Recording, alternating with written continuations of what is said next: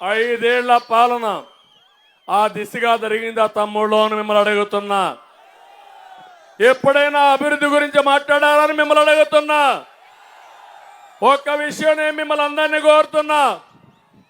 పామర్రు అదే అమరావతి వచ్చుంటే outer ring road ఇక్కడి నుంచి 15 కిలోమీటర్లు నేరుగా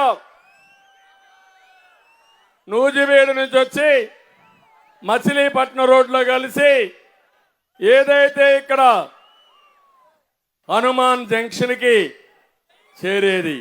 అప్పుడు మీరు ఎక్కడుండేవాళ్ళు? హైదరాబాద్ ఔటర్ రింగ్ రోడ్లో లోపల ఉన్నట్టు ఇక్కడి నుంచి దర్జాగా ఔటర్ రింగ్ రోడ్డు పోయేవాళ్ళు. అమరావతికి పోవాలంటే కృష్ణా దాటుకొని అమరావతికి పోయేవాళ్ళు. మీ భూములకు విలువ వచ్చేది, మీ ఊర్లో ఉద్యోగాలు వచ్చేటివి, మీ దశ దిశ మారిపోయి ఉండేది. అవునా కాదా అని మిమ్మల్ని అడుగుతున్నా. ఏం చేశారు ఈ గంజాయి బ్యాచ్? ఏం చేశారు ఈ గంజాయి బ్యాచ్? అమరావతి మీద ఆడుకున్నారా లేదా అని మిమ్మల్ని అడుగుతున్నా. 3 రాజధానులు.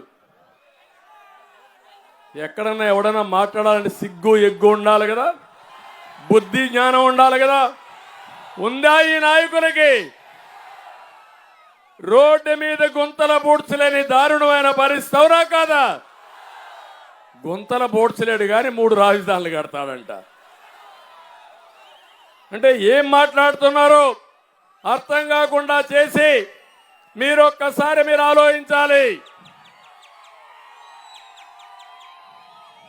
మనకిచ్చే డబ్బులు పింఛన్లు కానీ ఏది కానీ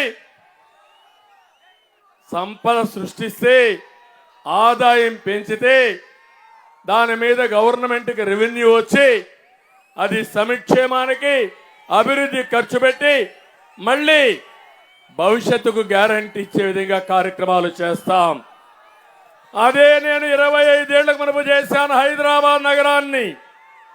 ఈరోజు మీరు చూశారు, హైదరాబాద్ పోతే ఒక ఔటర్ రింగ్ రోడ్డు, ఒక ఎయిర్పోర్టు, ఒక నాలెడ్జ్ ఎకానమీకి ఐటీ ఇవన్నీ ప్రారంభించింది తెలుగుదేశం పార్టీ. అవునా కాదా అని మేము అడుగుతున్నా.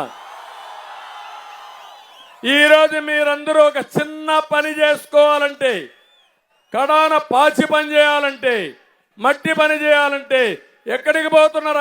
హైదరాబాద్ పోయే పరిస్థితికి వచ్చారు. ఏంటి కర్మ అని నేను అడుగుతున్నా. ఎవరు కారణం అని అడుగుతున్నా మిమ్మల్ని అందరినీ. అదే నేను 5 ఏళ్ళు ఉండుంటే హైదరాబాద్కు దీటుగా దేశంలోనే నెంబర్ 1 రాజధాని అమరావతి వచ్చేది.